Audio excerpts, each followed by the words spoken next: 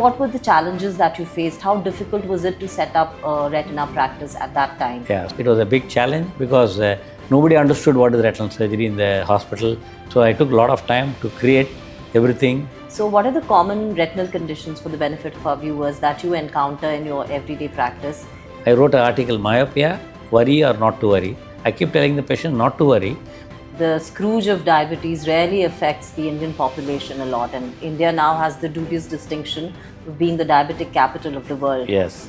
My idea is to screen diabetic from Kashmir to Kanyakumari, Arunachal Pradesh to Kutch. Tell us, how does diabetes damage the eye? Heart attack, and then you have to do stent or bypass. If it affects the kidney, you have the renal failure. What do you think is going to be the future of retina? This Remedio company has come out with a software for 3 diseases: diabetic retinopathy, age-related macular degeneration, and glaucoma in one picture. What are the 4 messages that you'd like to give to all diabetics to preserve their eyesight? Yeah. So one, if you are a diabetic, first get the HbA1c, control the sugar. Second, take initial retina photograph and examination by a eye doctor. And third, if you develop retinopathy, then go to a retina specialist. Right. What about robotic surgery? I actually have a donor who is interested in me getting robotic retina surgery to India, but the problem is the companies are still not ready to give it to us in India. Hello everyone, welcome to our podcast Eye Conversations. I'm Dr. Tinku Bali. I'm a retina surgeon working at Sir Gangaram Hospital, New Delhi. And today it's my privilege, pride and honor to have a very eminent guest with us, Dr. S. Natarajan.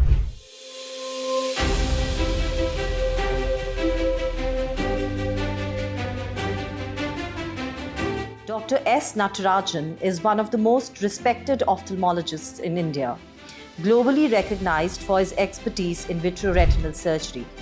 He is the chairman and managing director of the Aditya Jyot Eye Hospital, Mumbai, and has been a pioneer in bringing advanced eye care technologies to India. A former president of the All India Ophthalmological Society and president of the Vitreoretinal Society of India, he was also awarded the Padma Shri in 2013 by the Government of India for his outstanding contribution to medicine. He is admired not only as a skilled surgeon, but also as a visionary leader, teacher, and humanitarian in the field of ophthalmology. He is also a prolific writer and has written 4 books and numerous book chapters and papers related to his field of retina. We welcome Dr. Natarajan to Eye Conversations with us. So welcome, Dr. Natarajan. It's really a huge pleasure to have you with us this morning. And we're really looking forward to hearing your insights, your inputs, and everything about your journey in ophthalmology over the years. Thank you. So, Dr. Natarajan, we all know that you're a person who has a lot of feathers in his caps. Not only feathers, you actually wear many caps.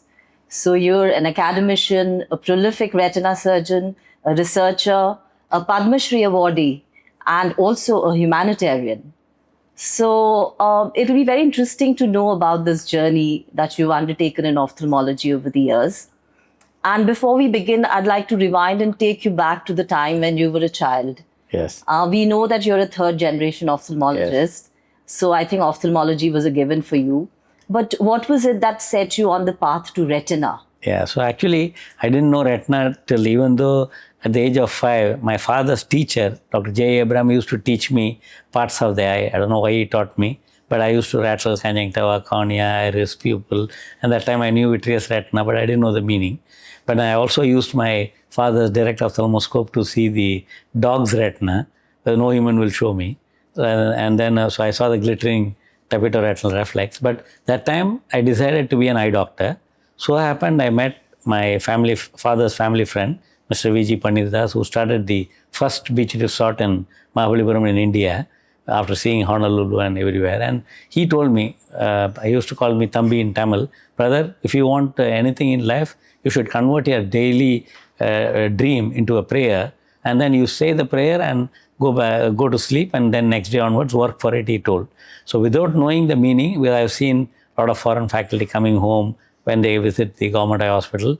From the time I was born in 1957 in Madurai, we shifted to the quarters in Government Eye Hospital, Madras, where that's the oldest eye hospital of India and second in the world. government ophthalmic hospital, where we lived there. So 1957 to 69, I was in the eye hospital compound. So I used to put torch for my father for even doing cataract surgery and also foreign body removal. But I decided to be an eye doctor. Right. And then slowly, by the time I did my postgraduate in 1982, that time the microscope was just coming. And I remember attending the instruction course by Professor Madan Mohan from Chief of RP Center in the Cochin conference. And then I decided I want a microscope. So my father bought me a juggy microscope which will not go down. So I used to stand and practice at home, because in the government ophthalmic hospital, we were not allowed to use the microscope that time. Everybody was using loop, and people like young people, we can directly do the cataract surgery. So I've done, thanks to the teachers, they taught me intracapsular cataract surgery using the cryo as well as the Elschnick's forceps to do a forceps delivery. So I did that as a postgraduate, and never I thought I'll be a retina surgeon. But then Dr. Daljit Singh came and demonstrated intraocular lens implant in 83 in government eye hospital. That time I was posted with Professor C.P. Gupta. He was also our past president of All India Ophthalmic Society. He allowed me to assist Dr. Daljit Singh. Otherwise, in the government, usually the assistant professors only assist and not the postgraduate. So I was allowed. So I wanted to learn steel suture, and he was using loop and glasses. He had a peculiar way of working with a loop and a glass for the middle vision. And he was doing, so I was impressed that I should learn the iris claw lens and steel suture. Then I met Dr. Chandrapa Rashmi, who gave donation and started the C.S. Rashmi Video Award in All India Ophthalmic in 84 All India Ophthalmic Conference. And so happened, because he was close to Dr. Padma Bhushan Sivareddy, he used to meet, I was also known to him. So we used to meet, and then somehow we became friends. And he said, you should learn extracapsular with penetrating keratoplasty with intraocular lens. And that was my dream when I finished my postgraduate. So I went to Dr. Badrinath and said, I want to do microsurgery. I actually wanted to go to Amritsar, but that time the Operation Blue Star happened, so couldn't go to Amritsar. So I said, I have come here, I want to do microsurgery. He said, we don't have any microsurgery fellowship. If you want, you join Vitreoretinal Fellowship. And that's microsurgery, he told. And then I didn't think back, but I joined him. And then the assistant professors told me, nobody will get vision. Why do you want to do this? But I think I fell in love, and probably I was destined to be a retina surgeon. And then I assisted him. In the first month itself, he started giving me vitreous surgery, which nobody gave till that time. And I probably were ahead of even the rest of the big institutes in India. We were doing the most advanced vitreoretinal that time. So people from Delhi or AIMS, they all came for fellowship. So I'm happy we were one of the pioneers in India. So that's a fascinating journey, and it's amazing how far ophthalmology has come, you know, from the time when you were using loops to now we have the most sophisticated microscopes. And now 3D. I know. And I'm sure, I think, like you said, you fell in love with retina the moment you started doing it. So retina is like that. So for the benefit of our viewers, the retina is the light sensitive tissue at the back of the eye where the image is actually formed. And the retina with its, you know, myriad of colors is so fascinating. And I think every retinal surgery that we do is a work of art, you know, every case is different. That's right. You have to think on your feet. And, you know, the more you do it, the more you fall in love with it. And I tell the audience or general public that retinal surgery is like an architect inside the eye. And that's why we reconstruct the things inside the eye. And, you know, the more proficient you become, the more passionate you become about it, and you start seeing good results. So, you know, Dr. Natarajan, at that time, retina surgery was, you know, considered not to give very good visual outcomes. So the equipment was not all that great. So what were the challenges that you faced? You know, I'm sure a lot of people told you that don't take up retina. It's not a very gratifying branch. It's not so fulfilling. You know, as a cataract surgeon, feels fulfilled. So how did you surmount those challenges and those naysayers, you know, and get into this specialty? I know. But since I said I didn't even plan to take, I remember my father telling me, he was a professor of ophthalmology in Madras Medical School. He said, half the parson, you can't do anything. Don't do anything, he told me. So I also decided to do a extracapsular cataract. Was even not there, only intracapsular was there.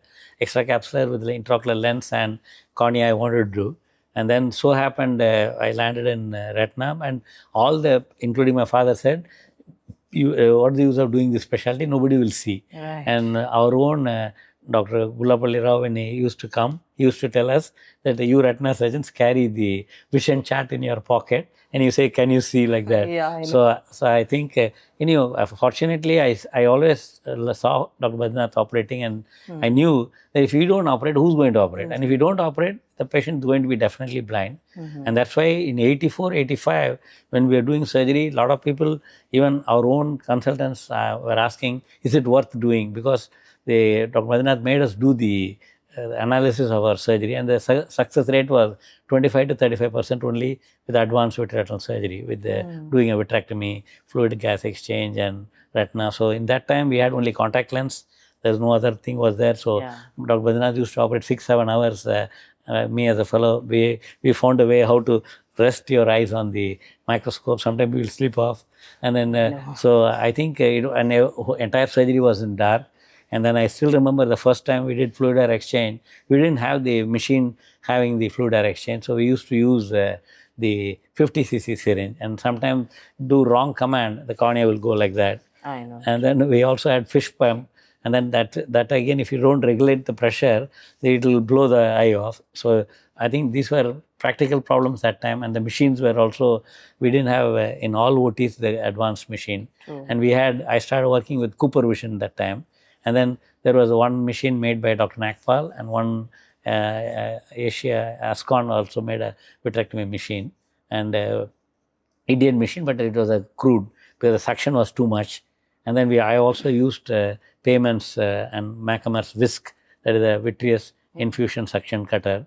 Then we also done, I've seen Dr. Nagpal and Dr. Nam doing the indirect ophthalmoscopic vitrectomy, where in some eyes, but the problem is in Whisk, everything is in one probe. So when you do, and when you remove, the eye can collapse. So it was, again, somebody has to tighten by the time you get. But it was a challenge. But I think that time probably I didn't realize my psychology. When everybody said, don't do it, like if you tell a child, don't touch this lamp or a fire, it will burn. The child will slowly touch, and then so the same thing I did. When everybody said you cannot do retina, or you should not do retina, if you do retina, it's a waste. And that gave me the more interest to do more and more. And I loved the etymology of retina, because retina is like, if you've seen the Duke Elder book, there are stories, it is something like somebody standing on the optic nerve and throwing a net. And that's how the rete is the net in Latin, which has become retina. So I love etymology, and then I fell in love with we used to read the layers of retina, and then now we have OCT. I'm happy. I introduced the first OCT in India. Okay. And so like that, many biome. So because I knew working with contact lens was a problem, and the same time Stanley Chang introduced that IV lens system. So my drive for retina was really, and I decided I'll do only that and not do any other surgery. So that's quite fascinating, Dr. Natarajan. It's people like you, who help to evolve retinal surgeries. Yes. And we, the new generation of retina surgeons, are reaping the benefits now. So, from 6-7 hour long surgeries to now retinal surgeries, which take just half an hour, 45 minutes. Yes. I think we've come a very, very long way. Yes, definitely. Yeah. So you've always been a path breaker, so to speak. Yes. Right. And after your fellowship, retina fellowship, you went to Mumbai and took up a job there. And then you subsequently started your own center, the Aditya Jyoti's Eye Hospital. So what were the challenges that you faced? How difficult was it to set up a retina practice at that time? So when not many people were doing it. Yes. And 84 to 88, I was a consultant in Shankar Nethralaya.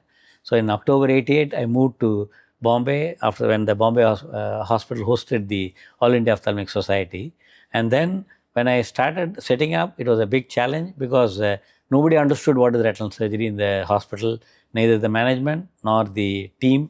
So I took a lot of time to create everything, take the know-how from Shankar Nethralaya, even the operation theatre technicians, the Dr. Badrinath himself, and plus patients were expecting results, and which they never knew what is retinal surgery, and even the doctors did not know what was it, and it was like a joke. I went for a general practitioners get together, and when I gave my card, vitreoretinal surgeon, That was in 1989. And that man asked me, is there anything related to anorectal surgery? He said, it's rhyming. I said, no. know. Then I started printing eye specialists and vitreoretinal surgery because nobody knew that.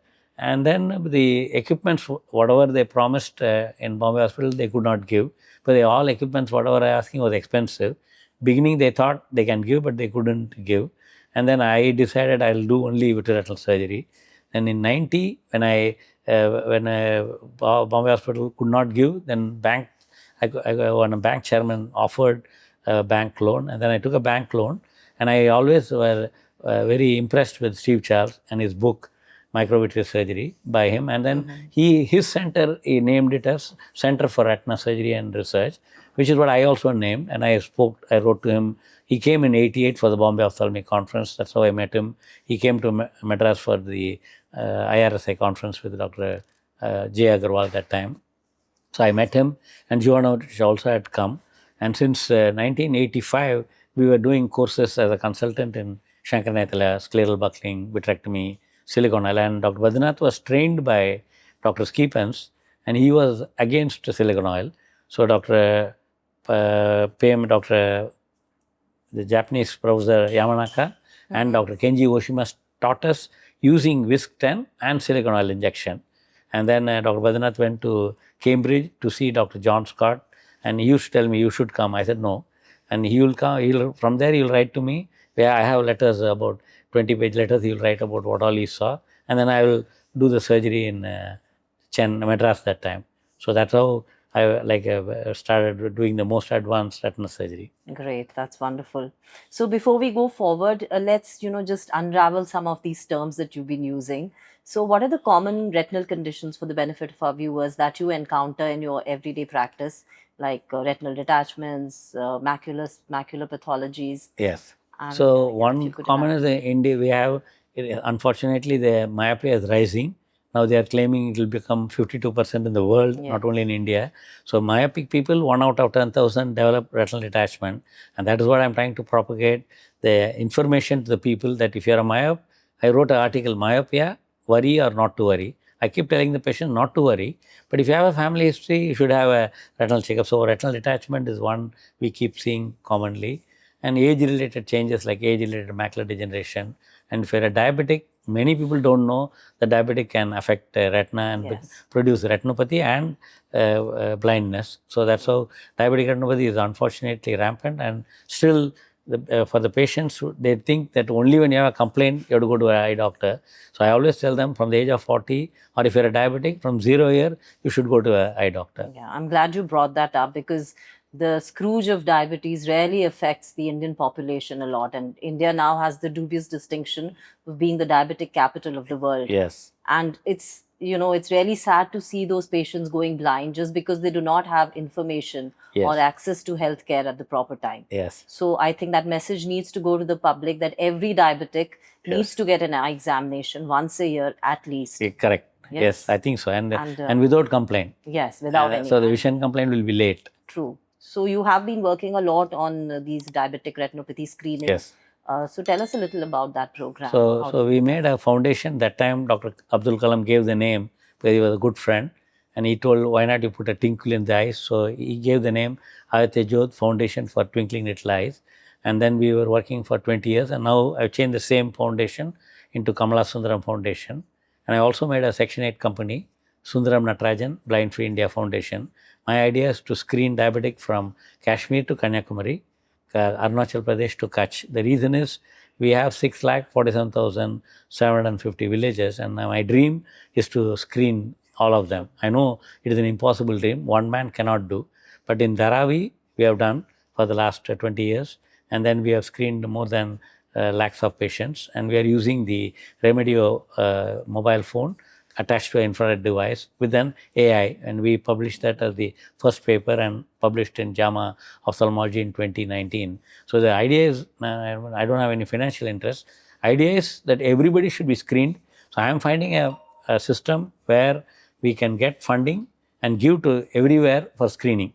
And then only the people who need to go to an eye doctor is referred in the AI, which will say referable diabetic retinopathy. Only those patients should come to surgeons like you, so that, or like us, they can treat only the treatable patients, so that we eye doctors need not, I won't say waste time, we need not invest time in investigation and diagnosis and screening. We should probably doing treatment and prevention. So this is my dream, where I want to help every eye doctor. If the patient should get it free, but if the patient can afford, he can go to any private doctor. But if he cannot, either the NGOs or the government should be able to do. And we should be able to reach all the people. This is what I am trying to do, because now I am a part of the International Council of Ophthalmology as a treasurer. One day I would like to become a president. My dream is not for any position. My dream is South America, Africa, India are similar conditions in the remote part, which I want to serve. And I travel all over mainly to propagate this idea. So I want to make a blind-free world, which is my dream.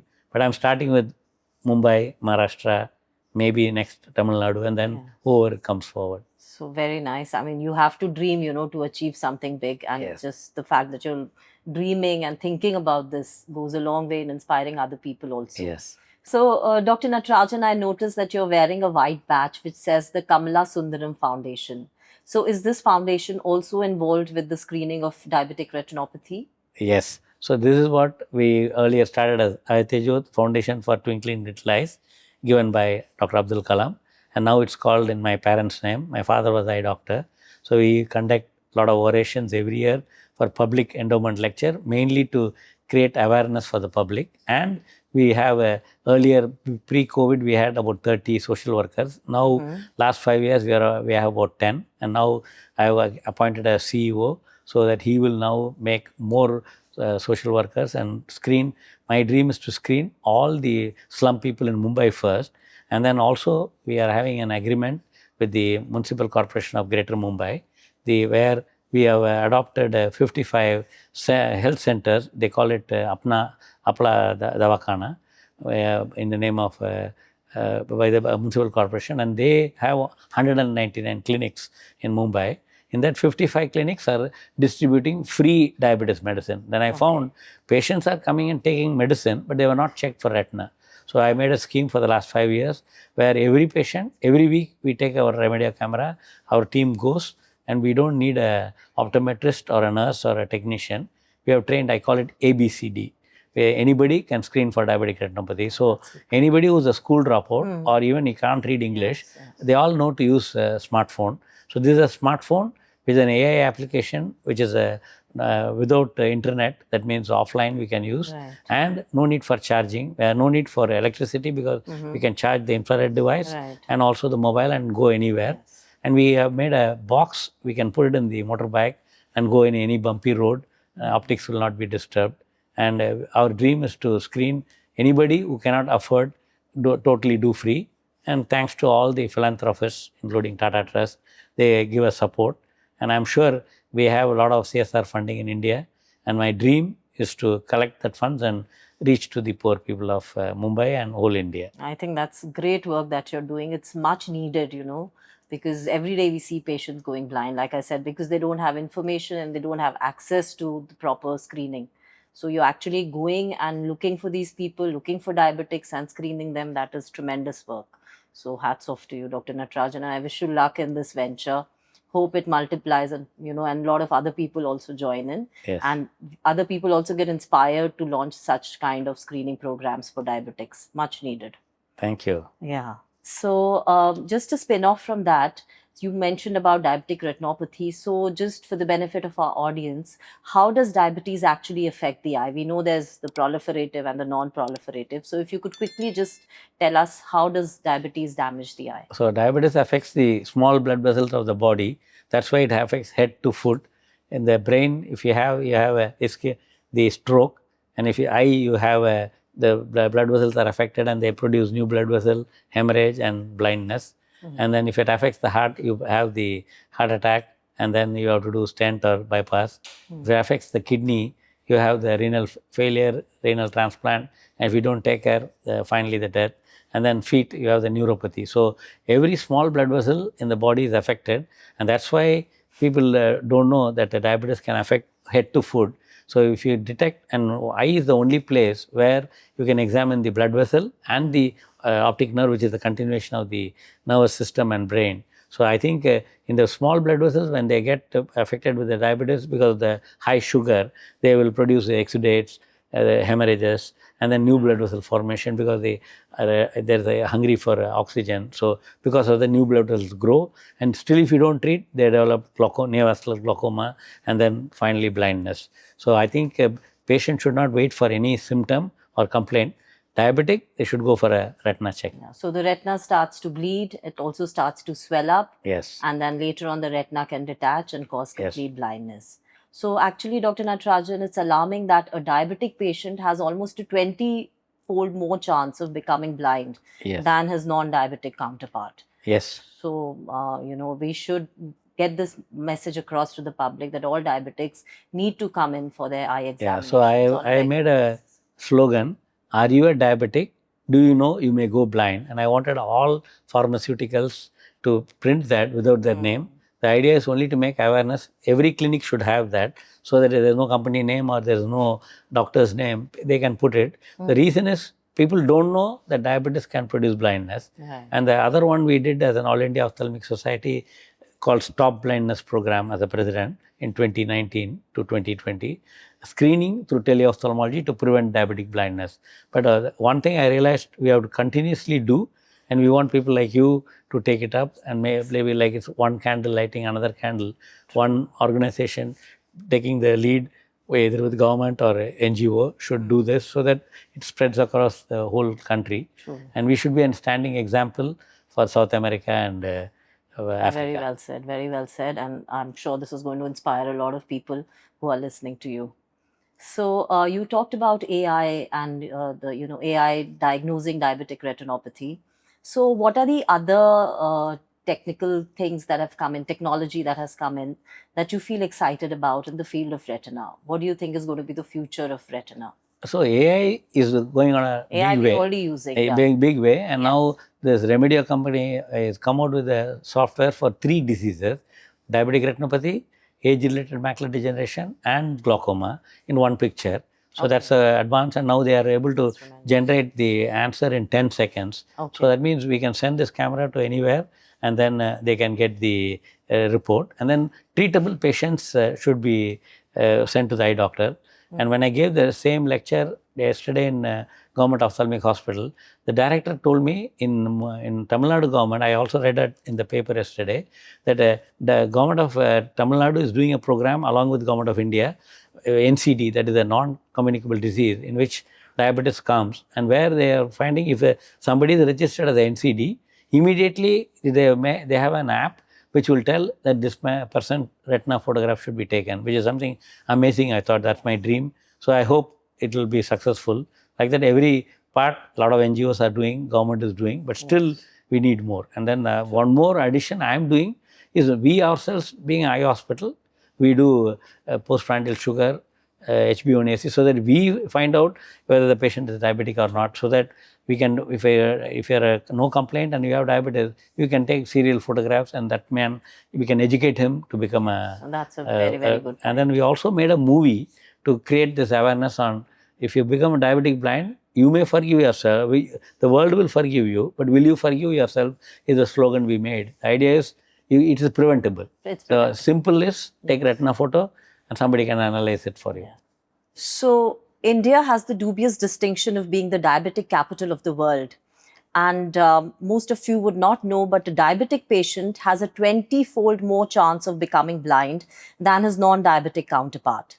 So for all the diabetic patients listening, or even if you have family members who are diabetics, we have the expert Dr. Natarajan, who will be giving us a few tips on how to prevent sight loss from diabetes. So Dr. Natarajan, what are the 4 messages that you'd like to give to all diabetics to preserve their eyesight? Yeah. So one, if you are a diabetic, first get the HbA1c, control the sugar. Second, take initial retina photograph and examination by a eye doctor. And third, if you develop retinopathy, which the doctor will explain to you, either a swelling or a bleeding, then go to a retina specialist who will definitely take care and make sure you can maintain the vision or improve the vision.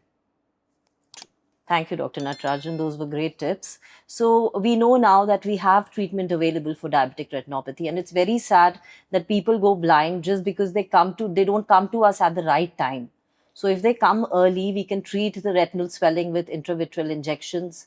And if their retina is detached or damaged, we can do a retinal surgery and make that retina go back to its place. Yes. Right? Yes. So we have very advanced technologies That's now. right. Yes. So, but it's just that patients don't come at the right time. Yes. Don't you agree? So, what are the other things that excite you about the future, Dr. Natarajan? Like you mentioned about AI. Right. What about robotic surgery? Is Yes. that also in the offing? Yes. So my friend Dr. Fanny, she is a professor in Ghent in Belgium. She is the first one to use the robotic surgery for retina for injecting the Luxturna, which is a gene therapy. Where mechanically, Dr. Robert McLaren has done it, where you inject using the viscous fluid injector, the specific vector for the subretinal space. But exact, we cannot calculate. But using the robot, we can do that. So the company called Precise PERECASY developed that robot, and now they have sold it to Zeiss. So I actually have a donor who is interested in me getting robotic retina surgery to India, but the problem is the companies are still not ready to give it to us in India because they are worried about industrial espionage. That means they are worried we'll open up the machine and make a copy. So I'm trying to make sure that we will get it. Yes. And the other future developments is retinal stem cell research, which is going on. It's even though it's not successful. Then gene therapy for we have the highest number of inherited retinal degeneration. What does that mean? That we because of the old consanguineous marriage, marrying within the relation, they are developing conditions like macular degeneration called Stargardt's disease, or LCA, or retinitis pigmentosa, night blindness. So those things, only one condition we have treatment, that is Luxturna for the RP65 mutation. So I think the exciting thing will be three things are coming. One is using the 3D now for doing vitreoretinal surgery. Second is robot, and third is gene therapy, and fourth is stem cell therapy. So 3D means the surgeon is looking up at the screen and operating, where he can see a big blow up of the So it is like retina. surgeon looking at a 70 screen and sit like this and operate. That means eye-hand coordination. And the difference is that even this two-layer difference, you can see it in the big screen. Eye is so small with a 24 millimeter diameter, and you can enlarge 1 millimeter into the full screen. And then you can also see the depth perception and also the 3D, which is all the OT staff can visualize it wearing a 3D glass. And it's amazing because finally we want precision surgery to improve the that's a total game quality changer, of vision. I think. Yes. And what about retina vitreous surgery as such? So now we have sutureless vitrectomy, where we have gone as small as 27 gauge. That is, we make openings in the eye which are as small as a small needle. Yes. And you can do the entire surgery through those openings and come out without putting a single suture. Yes. So it's a very remarkable, journey in retina. So and the results equally are gratifying. You have patients who are even 6'6" after retinal surgery now. Yes. So in 2004, I brought Mark Humayun, who's a man who does the artificial retina, and also a pioneer along with D. Juan, who made the 25 gauge that time from Bausch and Lomb. And we started the first micro-incision vitreous surgery, sutureless, in India, in Aditya Jyot in Bombay. Okay. And then the rest is history. And then Dr. Eckhart developed 23 gauge, then again went back to 25. And my friend Dr. Yasser Tono and Yusuke Oshima developed the 27 gauge. So again, we brought it first in India that time. All right. So Dr. Natarajan, we've discussed a lot about your journey, about retina. But in this checkered journey, what would you say is one, outstanding moment that really stands out for you? When you close your eyes and think back, what is that that moment that comes back to you again and again? So I gave a joining letter to Dr. Badrinath. In that I wrote, I am happy to be chiseled and sculpted as a good vitreoretinal surgeon. I don't know why I wrote that, but I wrote that. And you using a hammer and a chisel, that's in a stone, but if a surgeon is getting cut like that, it's like diamond. It was painful, but because talked about the place where I was trained and place where, so that's the day I still remember, and I'm happy about that. I keep reminding, Dr. Badrinath is no more. So becoming a vitreoretinal surgeon was not in my dream at all. Being an ophthalmologist was my dream, but once I made that, and then he also found that actually Dr. Badrinath was more confident than me as a vitreoretinal surgeon in the growing years. So I think, and then always when I became a consultant, he made a consent saying that to every patient, Dr. Natarajan will operate with the equal skill like me and give, who will do it for me? No teacher will do, but he did it. And same thing when I went to Bombay, he gave me he told every patient from Bombay and Western India, you don't have to come to me, you can go to my right hand. You've been lucky to have a great mentor. Yes. And I think that is what has driven you to be a mentor to your fellows also. Yes. Like you said, you're very approachable. They can come to you anytime. Yes. And you guide them in their entire journey through their retina career. Yes. So tell us something about the fellowship or the training program. That so 90, I started Aditya Jyot. And then from 91, I started fellowship because I thought whatever I know, I should teach. And that's what I learned. I always tell all my fellows, my knowledge is like a flowing river of knowledge.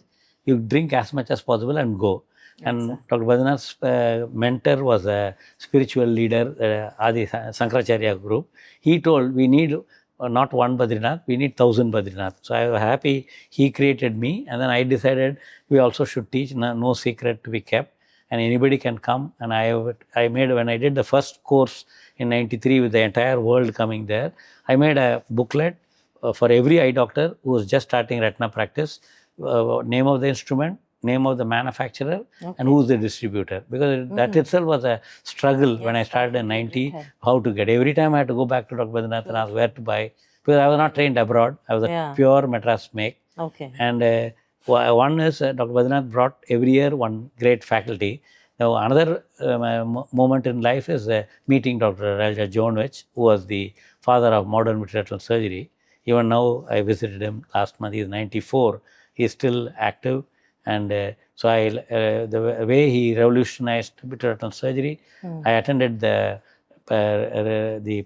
conference where they both were retired. Dr. McAmmer, who did the first vitrectomy, and Dr. Jonovich, who did the revolutionized the silicone oil in vitreoretinal surgery with all the relaxing retinectomy, retinotomy. And so I'm happy I grew with them.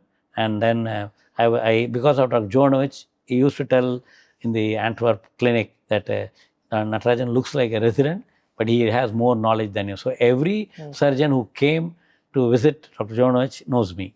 And then that's how he made me so popular.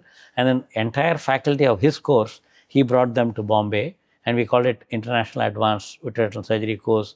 From 91 we did. And that time, first time everybody saw his movies, which was full screen, which nobody could record that time. He had a Ikegami camera. So that was my dream, and I'm happy many people like you are doing now. Wonderful. So you've had a great exposure to, pioneers in vitreoretinal surgery. So taking it from there, how do you think India stands on the global stage in terms of retina work? Where are we? So, a very good question, because Dr. Jonovich in 2003, he gave an oration in Society Ophthalmologica Europa conference, and he said, one day India will be the leading for vitreoretinal surgery, and it's happening now. Because as a teacher, I am going to vitreoretinal schools in all over the world, specifically Germany, Thessaloniki, Greece, then Isasu, so like that, and South America. So I see that even though there are excellent VR surgeons, but they don't have opportunity to get trained. So I think now I have a fellow from Cali, Colombia, and his professor is said that you are the best teacher to give. So I think not only me, I think we have excellent Indian surgeons are getting the number of video awards in ASRS. So we are in the top, except in the research, we are not still catching up with the Western world. But I think clinically, we are definitely surpassed them. And I think our Indian skills are right from Shushusha time to now. I think we are definitely the most skilled. And second, by mere practicing daily, our hands are sharpened every day. So which is, I think, generally Indian surgeons are great.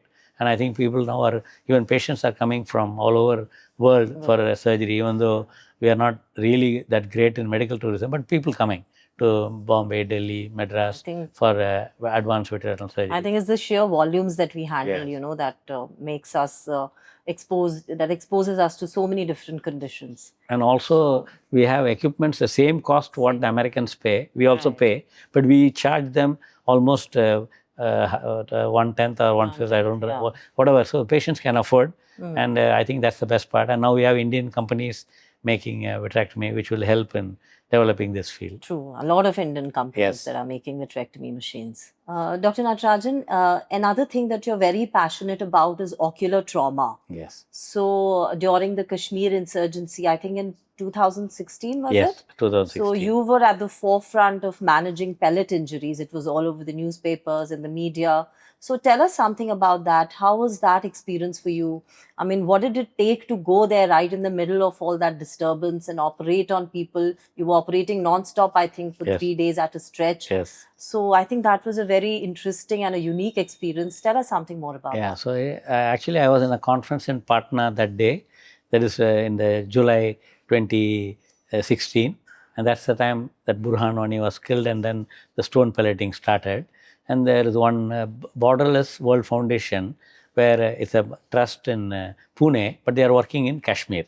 And in that, one ophthalmologist was there, the doctor, he posted in the group, some of the groups I think, they want a VR, advanced VR surgeon.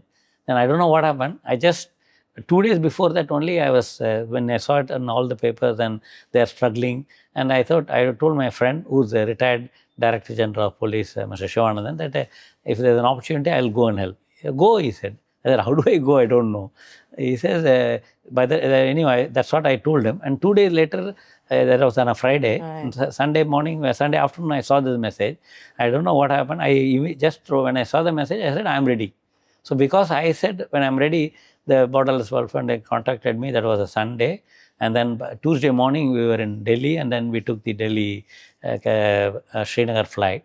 And it was, when we went to Srinagar, it was like a deserted, like a ghost city. Yeah. And even in the daytime, nobody in the road. And suddenly you'll see army coming, or suddenly you'll see somebody throwing the throne. But surprisingly, I was not afraid.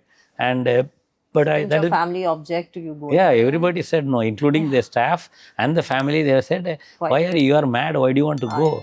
And but I said, I don't know. For me, I'm happy because I want to go and do that, and nothing to do heroic. And they say something happens, what will you do? And there was no signals because only BSNL worked. And that also was not working in medical college everywhere. I said, see, I've seen Second World War movies, and I've seen that where the Red Cross badge, they were going in their field carrying the patient when the bomb is going on, and I'm sure nobody was injuring them. Same thing I expect as a doctor, nobody will trouble me. But in the meantime, the local doctors were Dr. Tariq Qureshi and his team. They were not able to answer the press, and that was another stress for them. One is to manage the trauma, the second is to manage the press, because they were asking all sorts of questions. So when I went, I decided, because since I conduct a lot of leadership development program, and I decided you have to be a standing example. And always I felt wherever there is danger, I think when I go, it is safe for me and the people around me, I thought. Because I have been to Assam when the ULFA was active. I've been to Sri Lanka when the LTT was active. So I think somehow, I don't know, I feel like something inside tells me, you go and you will be safe and you can make others safe. So I did that. And then a real life action hero, I think. No, more than hero, I thought I decided to serve. And my friend also told, if you have guts, you go. If you have darpok, don't go. There's no in between, he said. If you're worried, don't go. I said, no, I want to go. Then go, he said.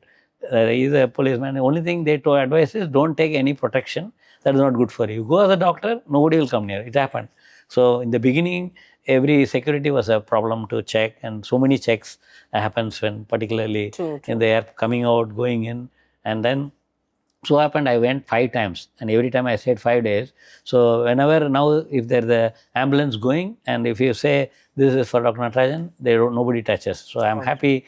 That's why even the chief minister at that time, Mehbooba, was telling to the chief secretary at that time that it is a peculiar situation where every militant knows Dr. Natarajan because they were interviewing continuously. I don't know who were interviewing, but somehow even the New York Times, then it was all LA over the Times. media. I Not only they were questioning. Yes. I kept on telling them, I have come as a surgeon to repair the eyes. Don't ask me questions why, what, and all. And I will do my thing. And my idea of coming here is to teach the department as well as give them strength. And third is create a center of excellence. This is what I gave a letter to the chief minister that time. But they are creating, I think. But I'm happy I went there because not only that, I think everybody, as you said, that's inside me from the beginning because of Swami Vivekananda. I want to do all the time for something for others. And Dr. Kalam was a great friend. He was also doing the same. So we want to serve, and while serving only we want to go. So that's my dream. And even now there was an invitation in Bangladesh and Ukraine. But my friend said, you can't be stupid. You can't go everywhere. And when you don't know, the government is not inviting, you better don't go. So I didn't go. But I'm not afraid. Somehow I told the Ukraine doctors, I can come to help you. And my best friend is Dr. Robert Redak, who's in the border of Ukraine and Poland in Lublin. And they have a trauma center. So they are operating. And I sometimes do tele-ophthalmology. And they gave me a medal also for the city of Lublin. But I think I want to convey to the young people is, I think medals, awards will come. But we should not work only for that. That's what Bhagavad Gita says. But young people may not understand that. But I think you should enjoy the award. What is the problem? Because when the award was given, I enjoyed. But in case I get more awards, my dream is to dedicate only to my team. So the team is encouraged to work more. So, Dr. Natarajan, the field of retina is a very challenging one, as compared to a cataract surgeon, a retina surgeon has to put in longer hours. The surgery has a greater learning curve. But I think it's a very fulfilling branch at the end of the day. So what is your message for a young ophthalmologist who's just started out on the path to retinal surgery? What are the tips that you would give them? I think when they do a fellowship, they should be totally dedicated. They should not have any things to distract them, right from your family or getting married, engaged. I think it's a dedication because that 2 years of fellowship, what you do will be the strong base.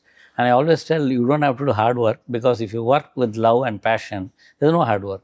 And I remember I worked from morning 7 to night 1 as a fellow. And that time only 2 fellows were there in the whole hospital that time in Nethralaya. But I think I never grumbled. I was operating daily in the evening for emergency. So I think opportunity will strike everybody. You have to recognize and then use it and be a good student. That means you have to be a good listener. You have to observe not only the hands of the surgeon, your teacher, but also what's going on between these 2 years. That means what is he thinking? So I think that is what we have to, young doctors for any surgery and specifically for retina surgery. So there's a saying that what the mind does not know, eyes do not see. And it's true for any field, specifically general surgery and ophthalmic surgery. But in retina surgery, same. If you can't identify a retinal hole, how are you going to repair the retinal detachment? So I think the skill is to find out, and nothing is, my father, even though that time microscope was not there, used to tell me, ophthalmology surgery should not be a blind surgery. That means something behind the eye you can't see, you can't do something imagining. So now we have endoscope, we have many things. So I think we have to find a way. A second one is, wherever there is a teaching going on, whether it's a webinar or whether any other hospital is doing a course, you should take your mentor's permission. Definitely, you have to keep your mentor in good book. If he allows, you should go, learn the intricacies. And I always tell the young doctors, don't come and compare that other teacher is doing this and why are you doing this. If he's in a mood to listen, you do, but otherwise you analyze. When you become a consultant, you decide what is the best for the patient. Finally, patient should be the most beneficiary and not the doctor. Very well said, Dr. Natarajan. I think the things that most stand out for me are passion and love for what you do. So if you have that, nothing is going to tire you out. And you have just those 2 or 3 years, where you have to put in your best and then you're set for life. Yes. So I think all the young ophthalmologists should practice, see the retina, make retinal diagrams, examine the finer details.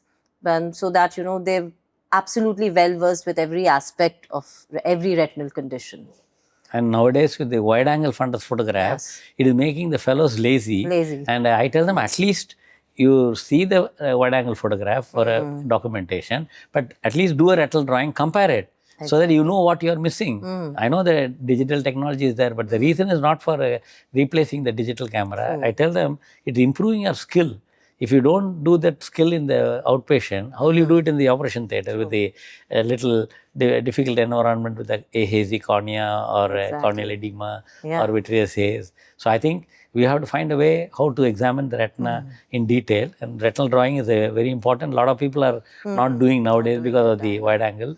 I remember when I posted a picture, Dr. Tiwari, when he was alive, he said, nobody is doing retinal drawing. I said, no, I insist my fellow, they have to do whatever it is wrong, bad, but they have to do so that they at least come and show me what they did, how they did. So in my fellows manual, I give a booklet from the Rosenthal, published in 1967, how to do, examine the retina and how to do retinal drawing. Yeah.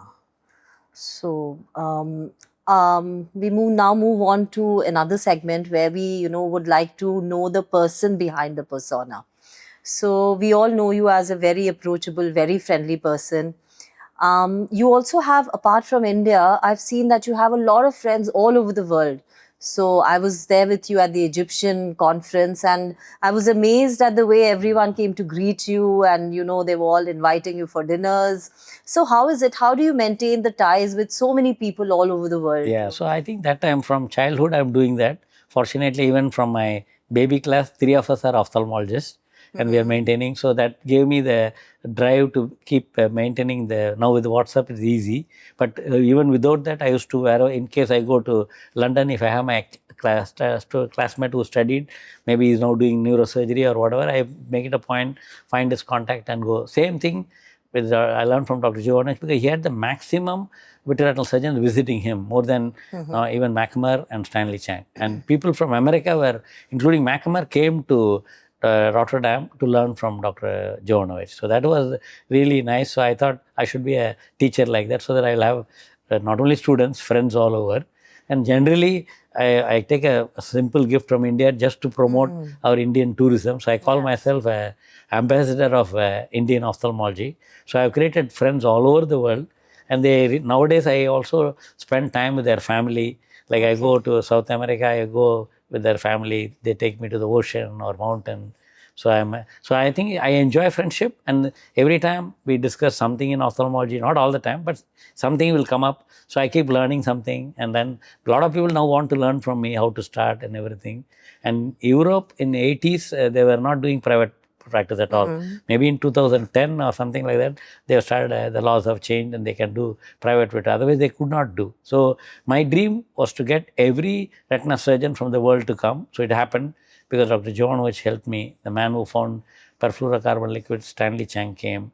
Korkowski from Spain, he came. Then Dr. Klaus Hyman, who's an authority in trauma, he came. Because every conference I used to go, present our work, and then they were all impressed. So I used to, they didn't know my name. They'll say, you saw that Indian young surgeon presenting, like that we should do the repair. And then I brought the International Society of Ocular Trauma meeting in Mumbai, where Dr. Gero Trester started the first retina meeting in Tel Aviv. So I decided we should be on the lead, and now I was the president of Asia Pacific, and now I want to become in the International Society of Ocular Trauma. Then my idea is not for any power or anything. My dream is to meet people and also make friends, and that's a joy. Not only ophthalmology, but like a human part. I totally agree. Visited 81 countries now. All right. Now I want to do 100 more.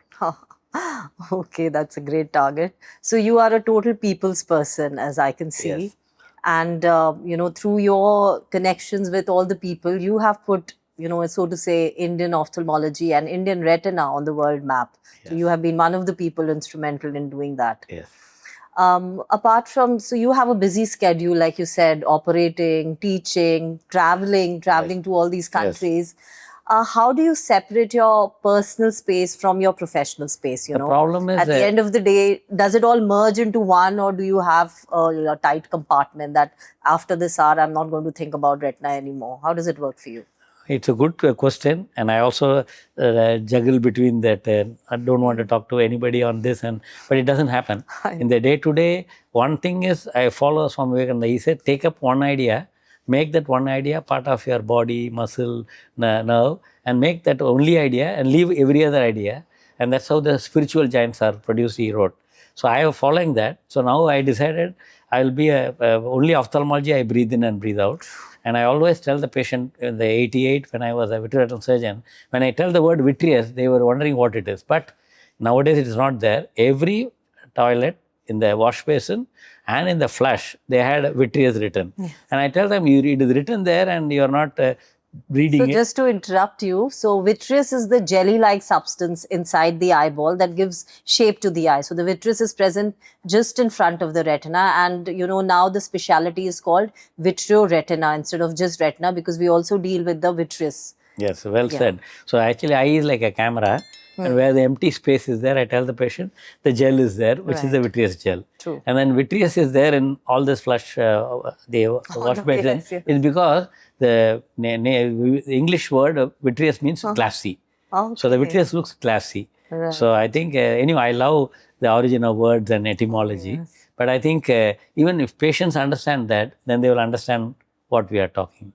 True. So I think one, I suggest to patients that apart from whatever doctor is telling, you can do surgical health education, sorry, self-health education. That means read from the relevant websites, not any website or any matter in the WhatsApp or in the net. For example, something with retina, hospitals like Johns Hopkins or Shankar Nethralaya or I don't know whether AIMS has, but this Harvard and so they all have excellent website which is vetted by many experts. They can go through it and then come back and they go to a doctor who has the patience to talk to you about the internet. I know a lot of doctors are not interested in talking about what the patient reads in the internet, because the problem is 90% of what they read is also not authenticated. It's not an authentic message. So my message to people is, you read, you analyze yourself, and see whether what relevant question to ask the doctor, and not ask everything. And in a way, you will waste your time and the surgeon's time. True. Yeah. So, Dr. Natarajan, we know that you're very passionate about your work and you love doing retina surgery. But what is it that you do after you finish work? We've all seen you on the dance floor many times in the conferences. You're right there in the center dancing away. So I think that is one of your passions. Yes. So just tell us a little bit more about that. So the dancing I love because one, you have the head to foot movement so that you have the blood circulation. And I enjoy music.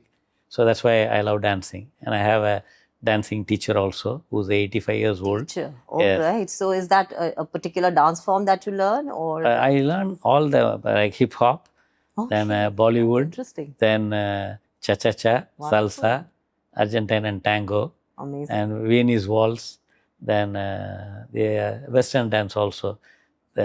So I think apart from keeping you fit and agile, it also keeps you sharp, when you're learning new skills. Correct. It keeps your brain sharp as well. Yes. And how do you keep fit? Do you have a regime that you follow, a very strict regime, or? So I daily go to gym every day, 1 hour. And when I'm traveling, I do walking for 10,000 steps. All right. Because so of the time difference. Or you have a group? How do you do? No, I have my best friend whom we go daily. He's a retired police officer. He's 75. And I'm going to be 68. We go daily, and then the gym trainer has special things for us to do so that we are not overdoing and we don't have problems. So that we are fit to work daily and for long life. And how long have you been doing the gym? For first 20 years, in the 37 years walking, and next 17 years gym. Okay. That's very inspirational, I think everyone should build in that into their routine. Not only makes you a fitter person, but also a fitter surgeon. Yes. Because as we know, most of the retina people land up with back or neck issues, at the as they go along, because they're not maintaining the right posture, their muscles are not toned enough. So I think every ophthalmic surgeon, and especially a retina surgeon, needs to build in a good exercise routine into their lifestyle. And many people take doing exercise as a punishment. Yeah. So they don't want to go there and think they're lazy. So I found a different way. My thing is I look at my friend as a mentor, my father and as a guide. So a friend, philosopher, guide. So I want to spend time with him because he's very intelligent and he's to the point. So I decided to spend time. The only way was to do in gym. So I am happy. I get the exercise done. We have a coffee time for 10 minutes. That's enough. So that he doesn't want to talk nonsense. So he tells me the right thing in life, what to do. True. So I'm happy. I found because of friendship, I started a gym. And I recommend everybody find a friend or a partner or whatever, somebody where that should be the inspiration always rather helps, than exercise as a. Yeah. If someone's there with you, if they push you and you have No, something you don't to have to look push. forward If you to. like somebody Yeah, in there's company, something you to want to look go, forward you create that company. True. So apart from that, you're also very fond of traveling. Yes. Do you travel just for conferences and work, or do you just travel for the love of traveling and exploring? Usually, I travel for teaching and making presentations in the meetings, and I also visit hospital. When I go now for the last 2-3 years, I'm go with my friends, and they're all top people in the world. So they have either a yacht or they have take me to a skiing place or a hill station or a trekking. So I spend a lot of time with them. So I'm happy, and they're mixed with the family. So that way I'm okay, but only pure holiday, somehow I'm bored. I think 1 or 2 days I will do, but after that I get bored. So I decided if I go to South America, I went to Chile, Peru, and the other countries where I decided 2 days I'll do the sightseeing, and the next 3 days I'll be in the OR and teaching. I think that's the perfect way to do it, to blend work with recreation. Yes. That's wonderful. So it's been great listening to you about your life, about all the incidences that have shaped you as a retina surgeon, about the different retinal conditions that you talked about and highlighted the importance of screening examinations for diabetics. And after all this great conversation, there's another section that we have, which is called the rapid fire section. Okay. And Dr. Natarajan, the answers to these questions have to be in one word or maximum one line. Okay. I know you have a lot to share and you have a lot to tell about, but just one word and one line is answer. These are the answers that we're looking for. So, one book in medicine that everyone should read. Which book is that you would recommend?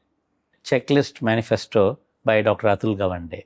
And what's it about? It's about, he was a surgeon in Boston, and he writes about how using the checklist you can save lives of patients for anesthetists, and the same principle for any industry also to form that. That means I have a checklist for everything, right from OPD to OT to surgery, different procedures, everything I have a checklist, including my packing my dress for travel. Right.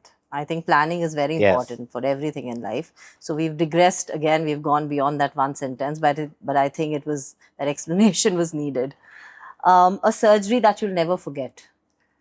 I'm sure there are so many. Yes, that's right. So, but particularly trauma surgery, when somebody a boy came with a bullet injury. Luckily, it was a toy bullet, and then that was in '93, and the toy bullet was inside the eye. And then still, luckily, I have the recording. So I could take it out. The patient came all the way from UP to Mumbai. Oh. So my surgery, just last week, I operated on a girl who was supposed to get married just 3 days later, and she came with a retinal detachment. Oh. So her entire family crying, but I managed to operate her and she got married very just good. 3 days later after retinal detachment surgery. I think that's a very memorable moment for me. Yes, that shows you're confident and a good surgeon. Your comfort food after a long day? Chinese food when I travel, and when I work, my home food, which is not South Indian, Tamil food. That means from my region in the southern tip of India. One gadget or technology that you can't live without? I know it's our phone for everyone, but something apart from the phone. The iPhone. Okay. In Retina, maybe? Your favorite thing in Now the 3D. The 3D. Yes, I do everything in 3D. Okay. A city you love visiting again and again? Dubrovnik in Croatia. Okay. What do you like about that? Because the population is only 35,000, and my mentor's place is Montenegro, the next country, which is just 40 kilometers. So and it's a beautiful. They have 1,500 kilometers of sea, and not many people. In some tourist time you go, it's beautiful. So you have a serene sea, and then not many people in their town, and plus there's a direct connection from anywhere to Dubrovnik.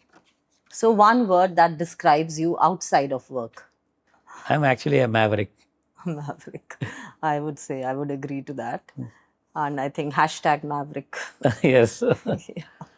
So, yeah, great answers, Dr. Natarajan. Yeah. So I have a question for you. You did your fellowship in 2004 and then you're a consultant now. How do you feel as a female vitreoretinal surgeon? And how will you encourage a young female eye doctor to do vitreoretinal surgery? Yeah, so when I started off with retina, again, there were a lot of people who discouraged me because retinal surgery was supposed to be, taking up long hours. The learning curve was great. It was a very expensive branch if you wanted to set up your practice. But like you, I was also very passionate about retina and I just wanted to do that. And there were very few ladies in the branch. I would be the only woman sitting in the hall and, accompanied by so many men. But now over the years, it's very gratifying to see that a lot of women are now taking up retina as a subspecialty. I would say because now we have better equipment, the surgeries have also now become shorter, the results are much better. So, seeing all that, a lot of other women are coming in, and I would say it's a fascinating branch. It keeps you, interested and passionate, right over the years, because every case is different. You would agree with me. Yes, yes. Not like a cataract surgery, which goes all, Yes. They're all one. Yes. But every retina case, you have to have a plan B. Correct. Not only a plan B, a plan C, a plan D, because it could go any way. Yes. It's like a work of art when you're, operating on the retina. There's so many different things that you need to do. So it's a very gratifying branch. It keeps you interested. And I would really exhort all the women there to, come up more and more and take up this branch. So I have also written a book, and Steve Charles has written, there's a chapter called Surgical Self-Education, which is exactly the same team. You said plan A, B. So you should have a contingency plan like the soccer team. That's what he compares, and I also compare. The night before, the soccer team, the coach can explain everything, but on the ground, it will be opposite fellows move we don't know. So that's why, as you correctly said, they should have that idea, then take up this vitreoretinal surgery and do well for the people. True. So thank you so much, Dr. Natarajan. It's been great talking to you, great listening to you. And you've done some tremendous work, not only humanitarian work, but also you have put in Indian retina on the world map. So hats off to you for that. Thank you. And you've inspired a whole generation of retina surgeons, the people who've not only trained under you, but people who've been listening to you and seeing you all over the years. So thank you so much. And I do hope the audience has enjoyed this podcast. If you've enjoyed the podcast and want to see more episodes, do subscribe to our channel and do like and share this episode. So thank you so much and goodbye, Doctor. Thank you, Dr. Tinku. Thank It was a remarkable time. I didn't realize, looks like the whole day has gone. Thank you. True.